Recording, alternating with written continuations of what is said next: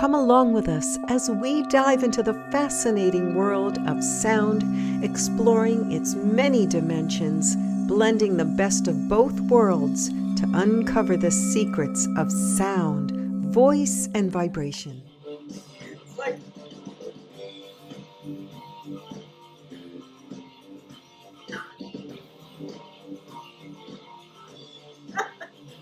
that's Too Young to Fall in Love by Motley Crue. So welcome everybody to Conversations Bridging the Science and Spirituality of Sound Therapy, or just Science and Spirituality, I guess we should say too. And for some reason, whatever's moving through me and is processing really needs to listen to this very out there, wild, you know, as my husband would say, balls to the wall music, with this with this loud, it's like, wow. I'm working on my presentation, Primal Voice, so maybe that's part of it. Oh, But it's like sometimes, all different types of music can elicit all this, elicit different reactions in you and clear different things out of you, I think. You know? definitely. Yeah. So I think there's some reason why I'm needing to listen to this stuff. I just have it on Apple Music and on my playlist, and I'm listening to it at home when I clean, in the car when I drive, and it definitely makes you want to drive faster. Just like, yeah, it's just wild. And I love all kinds of music. And I have always loved 80s rock, always. Love the hair bands, love them. So it's like empowering to me, I feel like it's opening something in me. It's so fascinating how that does that, and how my body, my spirit, my soul knows that that's what I need right now to listen to. Yeah, I definitely felt a difference in me just from that few, maybe 1 minute of you playing that music. I felt my heart just pumping a little bit more lively. I felt the energy in my body beginning to increase. And like I said, you just can't help but move to those beats, that primal, right? That boom, boom, boom, boom, to get us going, to pump us up. So I'm glad you started us off with With Motley Crue. yeah, the Molly Crew. Oh, no, definitely. And the whole, the rhythm of it, the giving over to that, Yeah, giving your body over to that entrainment, which is a sound technical term. It's your body. You're literally syncing up with that beat, that dominant beat, and it just draws you in. And I think that's why music can be so it's hypnotic almost. yeah, When they use like the primal drumming and the dances and the indigenous cultures, and they, around the fire, they just get themselves into a frenzy sometimes, and that can elicit even spontaneous healing and so forth, and other, healings and revelations and journeying. Yeah, there's something really cool. And what's interesting too is that when you listen to music from when you were younger, it takes you back, because there's that part of your brain that just never forgets that, and it just goes right back to that memory. um, to cite an experiment that was done, I don't know if you've ever heard of this. I'm doing a very loosely paraphrase of this experiment, but apparently they had some no, I think World War II veterans, and they were part of this experiment where they basically put all these guys together in a set of rooms, and the rooms were all decorated in the 40s style. They only played 40s music. They had them dressing in 40s clothes, okay, and they had them in this setting for quite a while. I don't know how long, but they took, of course, measurements of the blood and the brain waves and everything else before and after. What they found out was that afterwards, they all were moving better. They had, they were happier. They were like a group of 20 something young men coming out of that space at the end of the experiment. Their blood work was different, that they had more endorphins and melatonin production. I think they did something with the chromosomes and even the telomeres. I could be wrong, maybe. The telomeres extended as well, and the telomeres of the chromosomes are an indication of your longevity and health. So that's pretty significant, right? When you think about that, there's the vibration again, right?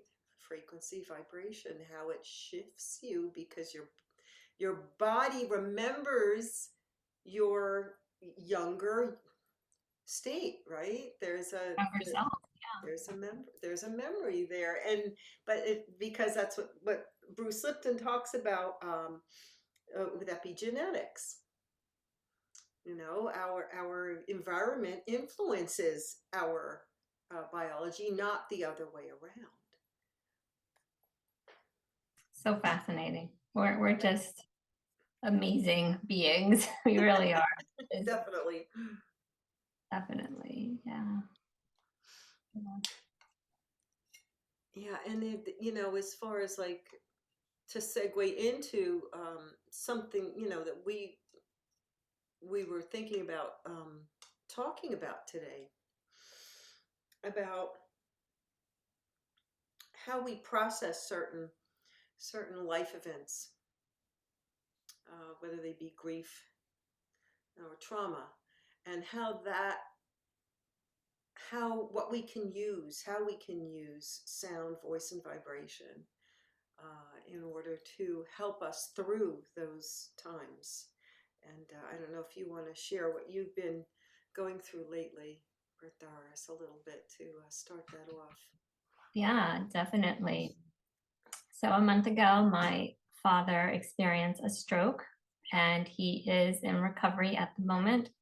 His right side has been compromised, and he is just working and so motivated and fully recovering those abilities within himself.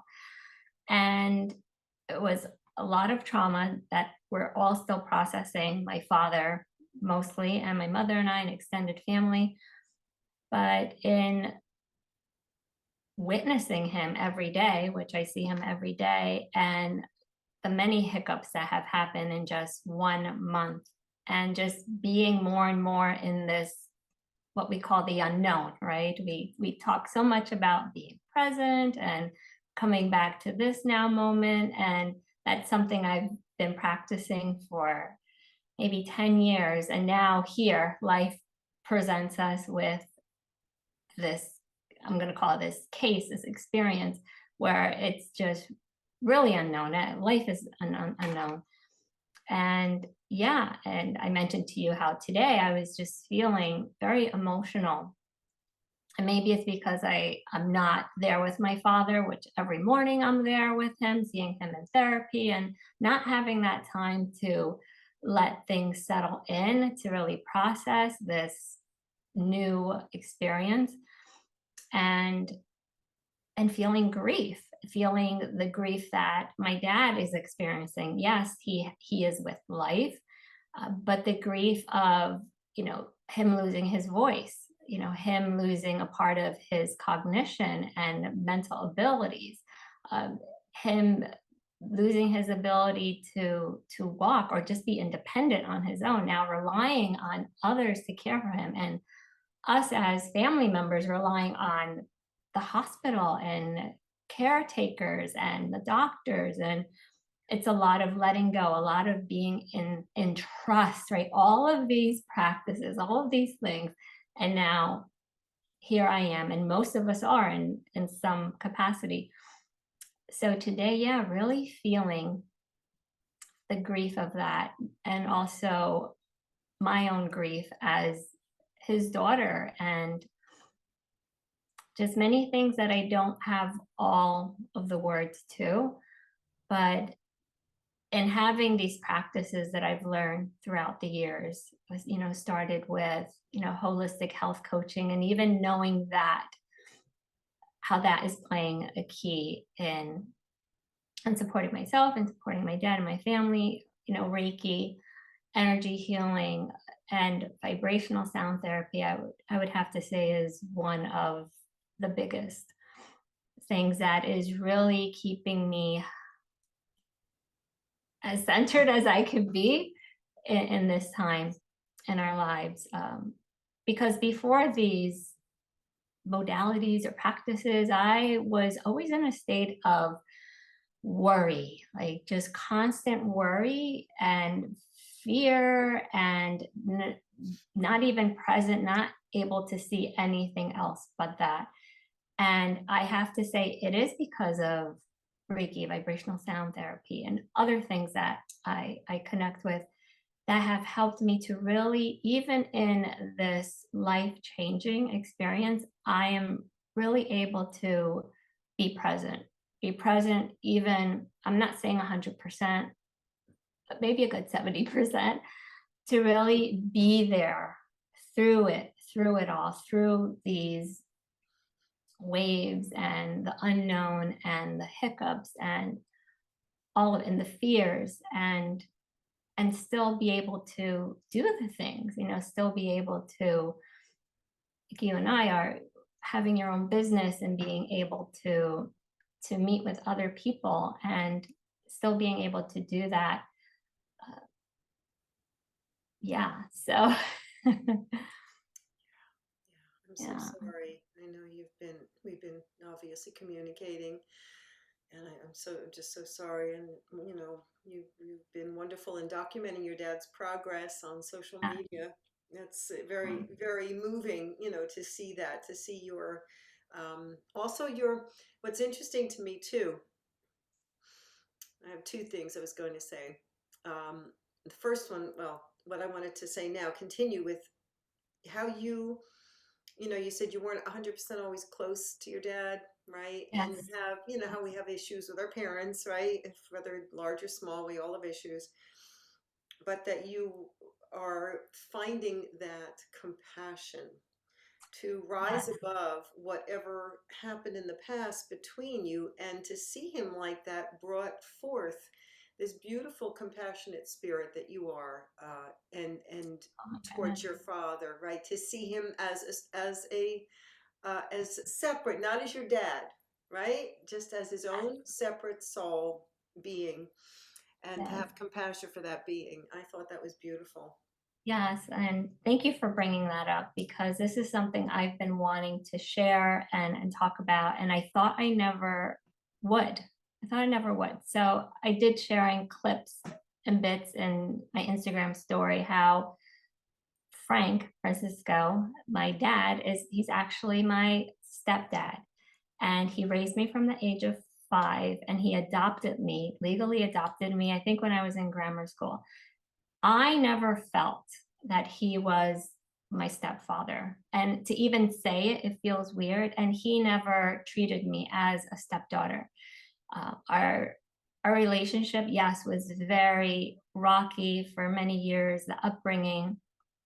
And there was points that I rejected him as a father. I kind of wish he wasn't my father. And that, I'm saying it because that's true. I felt that. And I wish I would have had a different father. And, years progressed and our relationship was very, superficial. I never went deep with him. There was a lot of resentment on my end. And I kept that wall, that boundary really good. And it was about maybe no more than 2 years ago that I just got this feeling, which most of us do. And I know I talk about this in other discussions where I get these feelings, these inklings, and we all get them, that I started to look at him, because we would have dinner with my parents every Sunday. And I just started to watch him and observe him. And I don't know why I was doing that. It's just, I started to look at him, maybe because I started to think of, wow, my dad's 80. Look at him. He looks so strong and great. And And something inside of me started to soften. Mm. And in that softening, I started to open up my heart more and more to him. Not that he was and not that he wasn't, but the more I started to do that, and what I mean by open my heart up to him, I just started to have more of a deeper conversation with him instead of just kissing him and saying, "Oh, hi, Dad, how are you?" and going on to the kitchen to spend time with my mom, who am closer to. I would stop and ask, Dad, how was your day? I would ask those questions to initiate a deeper conversation. And I started to hug him and hold him a little longer each time. And then it got to the point where I was like saying, Dad, I love you. I love you. Or I would just randomly say, Dad, thank you. Thank you. Or Dad, you're such a great dad. Um, and I just started to look at him with eyes of compassion, like I said, and to forgive him for how he was as a father and my upbringing. And he did do the work too, as far as improving and in his actions and his behaviors, which made it a lot easier, right, for me to open up my heart. But when we are able to open up our hearts and start to forgive, even though we're not telling the person, I forgive you, right? For me, it was just within me, I was forgiving my dad, and I started to open up more. To me, it sent out that energy, that frequency, right? Because our emotions, our intentions, our thoughts, those could be measured frequencies. And that will impact. It will, on some degree. I witnessed it in the relationship with my dad. It shifted our relationship to a place where he began to open his heart. And I could see, not just towards me, but towards my mom, I could see a shift happening in him. So I strongly believe when we start, sometimes we expect the other person, oh, when they change, oh, when they say I'm sorry, oh, when they do this. But maybe when we could be the ones to start to shift, like we're putting out that energy out into the field. We hear all these words, but it is true because I've witnessed it in my own relationship with my father. I hear it from people who come for sessions and say the father comes for a session and then he's consistent in coming.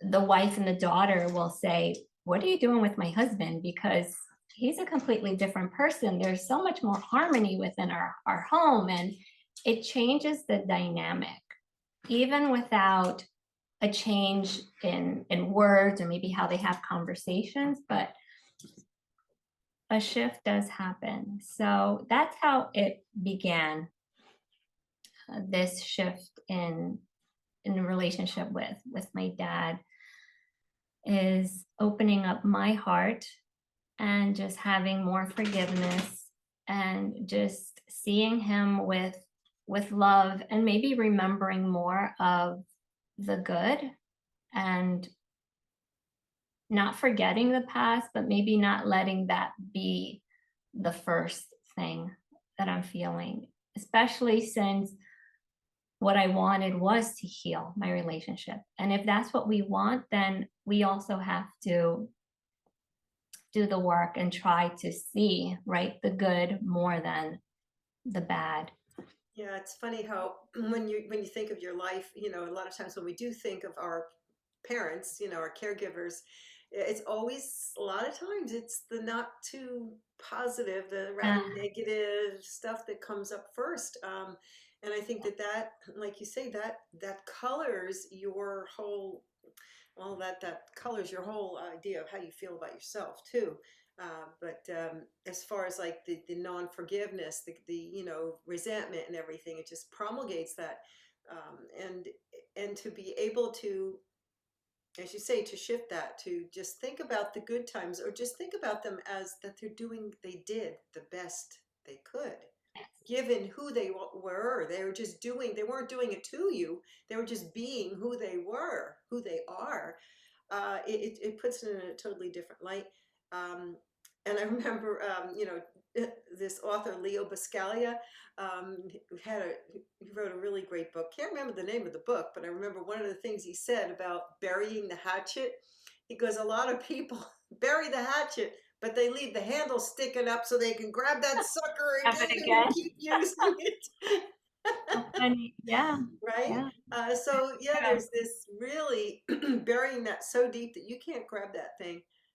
Wayne Dyer, I was just listening to another video. Wayne Dyer said about you, what gives you peace, the peace that passeth all understanding. He, in his opinion, was coming from not having any past, Yes. that you are always here now. Like you say, being present here now. I move forward from here now, or just be here now Yeah. and look ahead, not back here, Yes. right? Yes. Because, we're all existing. This is past, present, future is all happening at the same time anyway. So, which I can never wrap my head around. But Yeah. didn't mean to interrupt with that, but really just wanted to just add that in and just say how profound, what a profound Yeah. growth, expansive experience for you and your dad and your mom, really. And my mom. Yeah. And I love Wayne Dyer. I'm glad you brought him up. And Wayne Dyer and his teachings, they really helped me. And when I started on this path, about 10 years ago, just being more aware of what I have power over, right? Like life isn't just happening to me. And if things do happen, then it's how am I going to handle them or react to them? And also, I think you mentioned before about the music and how the soldiers where they were placed in different rooms and they were Yes. listening to the music. Yes. Also, Joe Dispenza talks a lot about like our brain, and if we're thinking of the past, right? If we're always bringing in all the past experiences, our brain does not know that those experiences are happening in the past. It thinks that we are living them here in real time. So when I learned of that, that helped me also to speak to my brain like we are here in the now and lessen the thoughts of the past because our brain doesn't know the difference. And I see this happening with my father. And with a stroke, it happens in the brain. And I hear the therapists, the doctors talk to him and say, the signal, talk to your brain. Even though your right foot cannot move, you send the message with Yes. your thought. Very good. Right there, it's proof. And I've seen my dad, how he's gone from no mobility to now he's able to bend his knee. Mm. And so our thoughts, right, what we focus on is absolutely key, Mm. Mm. key and Yeah. in making something real, Yeah. sending a signal. Yeah, you mentioned Joe Dispenza, and again, I'm paraphrasing here, but I think he was in a really bad bike accident, right? Yes, And yes, he, they were telling him he would never walk again, and his whole, spinal column was, crushed or something. But he had so much time, he said, to just lie there, and because he was a chiropractor, he knew about, the bone structure of the spine, and he would just visualize his bones, his spine coming back together and being healthy, whole and healthy. And that's what he said cured him, or at least helped quite a bit towards his full recovery, which is amazing. It's amazing. The amazing. power of your intention to in your own body, because your body, as you say, your body, your mind, it's listening to you. It's listening to that which we are not this, the other part of us, the pure Yeah. consciousness. It's listening to that, and that aspect, I think, of who we are, I believe truly has not, it's just starting to come out now, really come out in this, in our culture, in the world. And it's going to take, what again, Wayne Dyer, bringing him up, he said you need a forgettery to go along with your memory because you want to have a knowing about that type of a thing. A belief is one thing, but a knowing, I've only had that a couple times in my life, that absolute knowing. Before I forget, one of the things I wanted to add on or bring up what you said today, you have been, you said you've been at your dad's bedside every day, obviously, trying to care for him and whatnot and support him. So you really haven't had, with your own business, being with clients and everything else, you haven't had a lot of time, quiet time to yourself. And today you were, and you were starting to feel emotional. That stillness, that it's so crucial to allowing us to process, because a lot of times we just jump right back into life. I remember after I lost my mom and my brother 9 months apart, and my brother was a suicide. And I couldn't stand the feeling of being in my body. I didn't even take full bereavement time for both my mom and my brother. I went right back to work, and I was in my 20s, so I wasn't thinking I don't want to be in pain. I was like pushing it away. Well, let me tell you, but it's going to come back. It's going to come out at some point. And I feel very, very clearly that working with my voice, I always say this in my talks, is that working with my voice and music really helped me process a lot of that. The grief work, do a lot of the grief work and the trauma work, and also the sound therapy. So my question to you is going to be the realizations that you had about your dad, with the, seeing him in another light, and so forth. Do you think that your work in the past several years with the sound therapy has, helped with that? Oh my gosh, absolutely. I mean, I started, I call it this like self-discovery, I would say about 11 years ago. And that started from another painful experience, which was going through a divorce, choosing that I needed to get a divorce. And no one goes into a marriage thinking that they're going to get divorced. No one wants to end something, right? But I needed to. And in doing that, it just put me on this self-discovery, like, what do I want to do? Like, who am I? Because I really wasn't making conscious decisions. It was letting other people decide for me. And here I am having to make one of the biggest decisions was to get a divorce. And that just was the catalyst to many more decisions that I would be making. So absolutely. And, it wasn't just taking the Reiki training, and it wasn't just taking the vibrational sound therapy training. It was embodying it. And we hear that word embodiment. It was like, yeah, making a part of me, making it a part of me. And you mentioned the word knowing, these knowing experiences. And vibrational sound therapy was definitely a knowing. I didn't even know exactly what it was, but when I saw the advertisement from it, that knowing in me knew that I had to do it. And I didn't think about it too much. I just did it.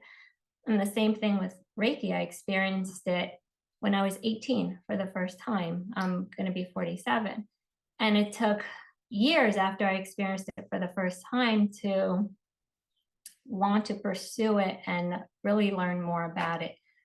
Yes. So learning more about these modalities, taking the training, but then they became a part of me and my everyday, and I used them for my own healing, for my own feeling better for my own learning about myself, getting to know my own energy. What was my stuff? What was someone else's stuff? Um, and the vibrational sound therapy, that was just 5 years ago that you and I took the training, that really just like, and I've mentioned this before, it just does such, I think, such a quick clearing for me. Like it really just moves. It really helps with grief, helping to physically move the grief that we hold, in our bodies. And for me, I've been feeling it in my heart. That's where I've been feeling it mostly since my dad is that heart heaviness feeling. And just by hearing frequency, right? By striking the bowl or rim singing, right? Is that the correct phrase? I forget sometimes. That just really, it alleviates. I almost feel like I could breathe a little deeper, and also it like soothes. It's very like soothing away that heaviness, but the frequencies are literally moving that heavy emotion.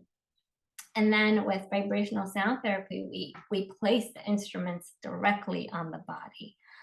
So now you are feeling the weight of that instrument, and then you're feeling the vibration of that instrument right on you. Mm-hmm. And it's so comforting and soothing, and I can't put Grounding. grounding and lifting and Everything else. everything else. It's an experience for you to definitely explore, like an in-person session, and feel it, because I see it with every person. From the first session, they are moved somehow. They are shifted. I would say, from all the people who have come for a session, I would say, and this is daring to say, but I would say at least 90% have come back for another session. That right there, like pure evidence that this is something, and it's doing something. And I knew it from the moment I saw the advertisement that I need to take this course and I need to bring this back home. I invested in so many instruments. Here's my credit card. I don't care at that time. This has to come back home, because I just felt in me, people are going to need this. Yes. And Yes. it's been something I've been doing now for 5 years, individually, one-on-one sessions, but the past 2 years since I started working with you, Ruth, expanding my own voice, because I knew that it was time for me to take it to a larger audience, meaning doing community events, bringing this out into the community. And so with working with you, healing my voice, because that was something that I went through a lot of trauma with using my voice. It wasn't a safe thing to use. And just knowing that, I feel that a lot of the experiences that we go through, like trauma, the things that have caused us so much pain, if we choose to at some point, right, to overcome that in some way, that's going to be, I use this word a lot, it's going to be our medicine, right? But then it's also going to be what's going to help other people heal, because I'm not the only one that went through trauma around my voice or had a difficult upbringing with fathers and things like that. So if I could bring that healing to myself and then sharing that with others. Definitely. Beautiful. Absolutely. I think a lot of times and I say this a lot, but that we generally gravitate to the modalities that will help us heal. And in doing so, as we're moving through our own processes, we're helping other people. It doesn't mean we're all healed, and then we go out and work with other people. No, no, no, no. No, I'm going through my own shit while I'm helping you. Right. It's very Yeah. interesting. But it's just, the difference is we don't let it stop us, right? Um, That's such a beautiful piece of that. You talk, it was interesting to me is that, and this happened for me too as well. When you worked with your voice, right? It's not just expanding your expression, your vocal expression or your singing voice, or speaking up to speaking out in confrontational situations. It's not just that. It's when you open your voice up, literally, like when you give yourself permission to use your voice, like in a primal way, an organic way, and you connect it to your body. Somehow there is a shift, and that will communicate itself to every aspect of your life, every other aspect of your life. And you're stepping out a lot more now after that course, right? After working Oh, yeah. with that. So, I mean, I can see it that you've been doing that. So that's so amazing to me. Even though I work with it, it still is amazing that how that works. So, speaking of the voice, and as practitioners, of course, we have all these other sonic instruments, of course, at our disposal. Lucky us. Okay, everybody can have this. And yeah, you can buy singing bowls if you want. Anybody could buy singing bowls. They're wonderful, wonderful instruments. But what would be, if you can give the audience a couple of things that you do that don't involve the sonic tools to help you move through difficult situations in your life, or trauma that you have moved through in your life? Yeah. So without the trainings, right? Without the instruments, definitely for me, it's getting out in nature. The moment I step outside, breathe in the air, whether it's if the sun's out, even better. I'm a sun sign, so I am just led by the sun. Just being amongst the trees, just learning so much about nature, just getting more, synchronizing ourselves to nature, just walking in between the trees, just looking at flowers, just having this, I don't know of another word, but really having this curiosity, like when we're little. Wonder, like a child. Wonder, yes, this wonderment, like just try to look at the ordinary day as this wonderment. Like I walk Julie, she's my mini dachshund, she's 8 years old, and right, yeah, I walk her 3 or 4 times a day, and yeah, maybe we walk the same path. But if we could be like, let me open myself up to having like a different view, and maybe pinpointing different, look at that tree, I never noticed this before. And then taking that and seeing how many other things we really don't notice. And I was talking about this with Rob, love of my life, this morning, and how he works out close to you, Ruth, and I live more in an urban city. And he was just saying how he's trying to have this appreciation, even in the 9 to 5, just being out there in the country and looking at the trees and just having this appreciation, even for the littlest things, even if we're drinking the same cup of tea, maybe savoring it more, like really drinking the tea. So these are things that have also helped me, just having that sense of wonderment, looking at a new day as if it is just that, a new day. Every moment a new moment, and life is forever shifting and changing, and nothing will stay the same. So hence the relationship with my father, it will never be the same as it was a month ago, as it was 2 days ago. And if we can remember that, right? Despite what we're going through, that this will change. It's not always going to be like this. So how can I just look at this in a different way? Um, what can I learn from this, right? Even the most hurtful things. What can I learn from this? And I'm not saying not to be angry, not to have those emotions. We have these emotions for a reason. So yes, fully have them. Um, but yeah, just being out in nature, having that sense of wonderment, looking at the beauty that's there, seeing the things that maybe I don't notice, just trying to be less seeing my days as, not that I do, but things, tasks that are mundane, like the same things that we do, and just maybe savor life. Even if you're eating the same thing every day, how can you savor it a little bit differently?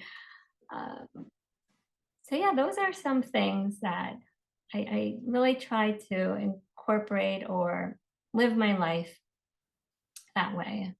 Not perfect, no one is, but these are the things that really help me kind of just kind of stay here, Yeah. Stay present. Yeah. stay present. Sure. Yeah. It is difficult. I'm thinking back of, how I handled the grief of losing my family members. And of course, there was, as a young person, I wasn't as conscious of things as I am now. And I sure didn't have the tools that I do now. And one of the things that I think that I have been employing is that stillness. When I do have something coming up for me, and it can be very profound, you never know where it's going to come, sometimes where it's how it's going to hit you.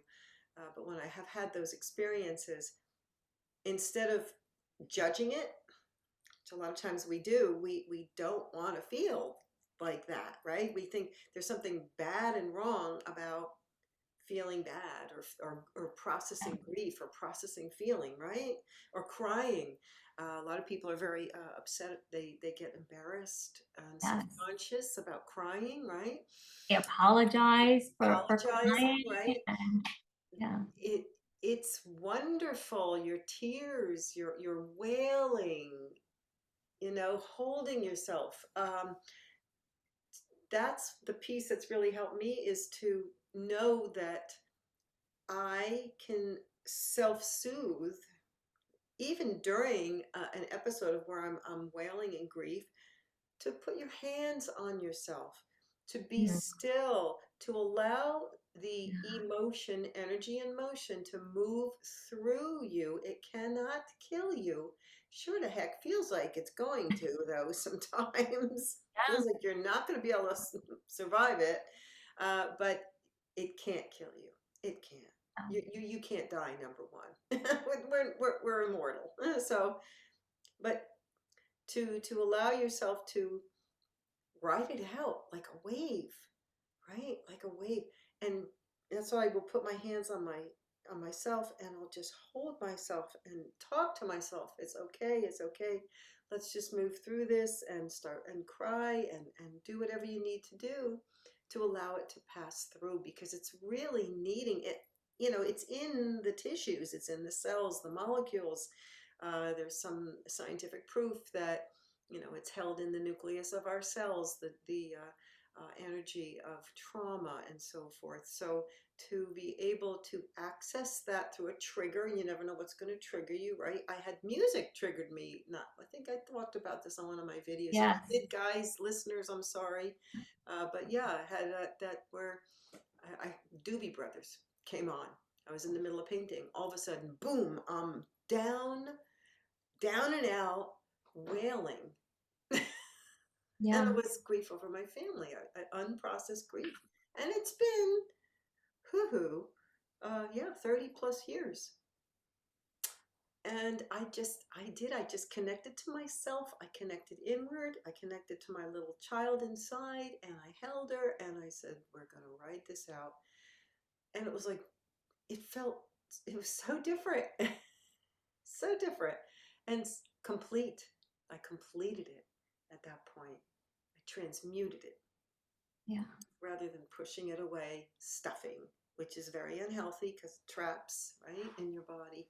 So that's not an easy thing to do, though. And I totally understand that, because when you're in the throes of grief, it's, as I said, it's beyond pain, and you can hardly even, you're just not conscious. It's very difficult to remain mindful and conscious in that state. But if there's some small piece of you that can take a little bit of what we're saying, take that away. If and most people will experience. Everybody experiences grief in their lifetime. Nobody is immune to it in Yeah. one form or another. So to move through that, and it's like, what did I call it? Exquisite grief. The feeling of grief is sometimes exquisitely painful. I don't know why that occurs for me like that, but it expands you, as you have found out with your dad, the experience with your dad, how it expanded you as well. Yeah. And definitely, I think these experiences, whether it's, grief or trauma, pain, and this is something that I've learned, right, from 10 years ago, 11 years ago, when I went through the divorce and the pain that brought up and processing that, which took quite some time. It can expand you. You are forever changed, because now you know what that feels like. Like firsthand, I know what it feels like to have a parent that has gone through a stroke and the aftermath of that. So my capacity to maybe understand, or I don't know, relate, or to kind of know someone else going through something similar, which I know it's not going to be identical because everyone processes emotions, experiences differently. But I feel, yes, an expansion from this tragic thing that has happened, but I'm also choosing to see it that way, because I can be, right? I can also choose to be more in the anger and why did this happen to him? Why? How much is going to come back? Our lives are never going to be the same. Yada, yada. I mean, I could just go. And I do sometimes. I do. And then that's when I have to be like, I don't know. None of us know. My dad doesn't even know. Like, we don't know an hour from now. So it's like, okay, like pull myself back. And sometimes visualizing that, me just pulling myself back in and saying, all right, where are my feet? My feet are standing right here at this desk, having this amazing conversation with you. This is where I'm at. But yeah, it does create such an expansion. And you mentioned about music and how it can trigger, and it has. My dad loves to sing. Every morning, that's what I would hear. La, la, la, la, la, like any song. Oh, Ruth, I would love for you to meet my dad. He just loves music, loves vocalizing. That's so huge. And in this month, when there was always music playing growing up, 50s, 60s, salsa, all types of music. And I remember hearing like a golden 60s music, and I started sobbing, just sobbing. And this happens often because my dad is so connected to music. And just the thought of, he can't sing right now, right? He can't do that yet, but I know he will. And one of the things that is recommended in his treatment is to always have music playing. Always have Love it. music I playing. love it. And Even finally, if, yes, thank even you. if he doesn't know the lyrics, even if he's humming to it, but just constantly having it on, because especially with him, since music is such a big part of his life, it will eventually waken everything up in his brain and his physical body, the cognition, triggering his body to remember. So yeah, the pain, all of it, if we allow, it could expand us in such a way that nothing else can. The juice is in the acceptance, the, welcome it on, like bring it on, whatever life has to offer, bring it on. I want to experience it all, because that creates a fullness of being because of the duality. So we view good and bad, right? We judge the feelings of, that we have to process, for grief and trauma. We judge them as being negative and bad. They're not. They just are feelings. And if you can look at it like that, where this is just all shit I got to experience in my life to move through this density here on planet Earth in a body. My soul has, is expanding because of these feelings. And, for whatever your belief system is about that, there's no doubt that a life well lived. What is a life well lived? I think it's not, it's allowing yourself to experience whatever the fullness of life, right? Whatever we have, whatever it comes to us, sometimes comes to us, we bring it on ourselves, or things happen, uh, to accept, experience, not only accept it, but welcome it. Welcome it as part of the fullness of life, and know that it's, what do they say, that it's all good, you know? Yeah, yeah. I would have to say what's been coming up a lot, since this is, I think it's the fear of death, not to make this so like morbid, but yeah, it was coming up, like the fear of losing my dad, and can I handle that, and what is that going to be like, and just the reality of that of death, and just the acceptance. And that's what I kept coming back to, was that I mean, it's not a possibility. It's something that's going to happen to all of us. We don't know when, but seeing it being a possibility with my dad, right, from the moment he was having the stroke, and not knowing if he would make it through that, and then make it through the next day, and make it through every hiccup, it was just more and more me having that chance, right, of accepting what can happen. What can happen. Yeah, no, absolutely. Yeah, all three of my folks, my family died pretty quickly. So, two were instant. So there was no preparing. But Right. that's what I wished, like with my mom, that I had, because she, we had there's such a thing as a good death experience, right? Where you're able to complete with your family. Mm-hmm. But that has to, it has to be, both sides have to be willing to engage in that. But my mom, we knew she had cancer, but she was told she only had a certain amount of time to live, and she didn't share that with us. And Oh, right, so we didn't know. We're hoping she'd get better, but she could tell we could tell she was getting worse. And then, of course, the day came when we had to take her to the hospital, and she died there. But to have been given and I know somebody who I was just talking to, who sees spirits, said my mom is with me a lot. So, Mm, mom, you know this already.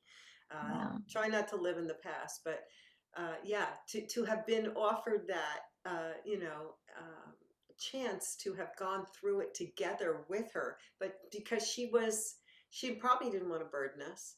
And not only that, but you tell your children, hey, I've been told I have, 3 months to live, I mean, how the hell do you say something like that to your kids, right? I can't, and especially that generation who they were Yep. more stoic. They didn't share emotions. They weren't taught to share as much, So again, mom was just doing what mom was taught, right? uh, yeah. So, and what she learned from her mother and her father. So, yeah. So there's this, you know, idea that yeah, you to share, to not judge, to take it all in stride as it's all part of the game we're living in. Some people will say, yeah, this is the Matrix. This is the movie. We're in the movie. we're players in the movie, and yeah, none of it's even the most heinous to the most wonderful. It's all part of the experience. Yes. Yes. Yes.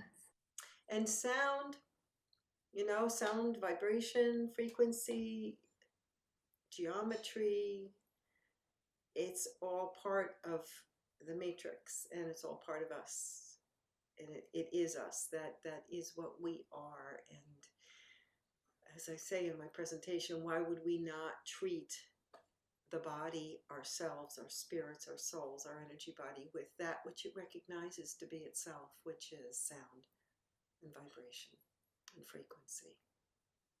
And that's why I think these modalities, these energetic modalities like the Reiki, the healing touch, acupuncture, sound therapy, they all work on those subtle energy bodies that we are, these frequency bodies. Color, light, vibration, it's all, all those modalities are amazing in that they they shift us and tune us up and open us up to be more of our true nature, more of what we truly are. So beautiful. I love today's conversation. I feel it's amazing. We touched upon so many so many different things, but they all come together. So this was I want to thank you for the opportunity to talk about my dad and just my experiences up to now with him. And I know many people are going either through that or have with a parent. And yeah, so I just invite you to just, if there's a way to just continue to open up your heart a little bit more towards yourself first. I always say that because that's how I started, just opening up greater love for myself, a greater love for myself, a greater self-acceptance for myself, less of rejecting myself, less of not valuing myself. And from that, I was able to do so with others, including my dad. And that's Julie Yes, Julie. crying. Let me go get her. Oh, yeah, she's whimpering. She's Oh my God. she was whimpering and she's holding on. We call this toy abs because you could see he has like a six-pack abs. So this is abs. Is Julie holding abs? Yeah, she's in her needy phase. She's needing a lot of love and to be held. And right, dogs aren't. They don't. They're not shy in asking for what they want, right? So. No, but she also feels your energy of what you're going through with your dad. Yes. Yes. And she's right. She's playing off of you, of course. Right? Oh, abs. Oh, she's got her toy. I love it. Oh, that's so sweet. Hello, Julie. Well, it's been, yes, again, I loved our talk today too. It felt so on point and so cogent to what so many of us have gone through, are going through now, will go through, and hopefully it gives you all some measure of comfort or you know, relational, you know, feeling of to relate to it, to get some feeling of, yeah, we're all in this together, folks. We really are. We're all in this together, and we can help each other through this, through these talks. Thank goodness for the technology, for YouTube, for these platforms that can help us reach many people and to connect, because it's really, you know, we're connected anyway, but even more so, you know, with the voice, connect with the voice, connect with the sight, and our energy, because our heart energy connects. It goes right through the waves, right through to you. So Bertharis and I are so honored to share these conversations with you, and I'm honored, Bertharis, by your presence here and your sharing of your experience with your dad. Well, thank you, and you know, we are here for anyone needing support. We are not alone, even in moments when we think that we're alone and no one could never understand what we're going through. Hoping that in Ruth and I sharing a little bit of our upbringing and current life situations, to know that no, we're not alone. And the more that we could maybe share and have these vulnerable conversations, that we could feel more and more supported. And I know you'll all join me in sending healing prayers and loving thoughts to Bertharis' dad for a complete, full, and absolute stunning recovery. Yes. Yes. Yes. Thank you so much.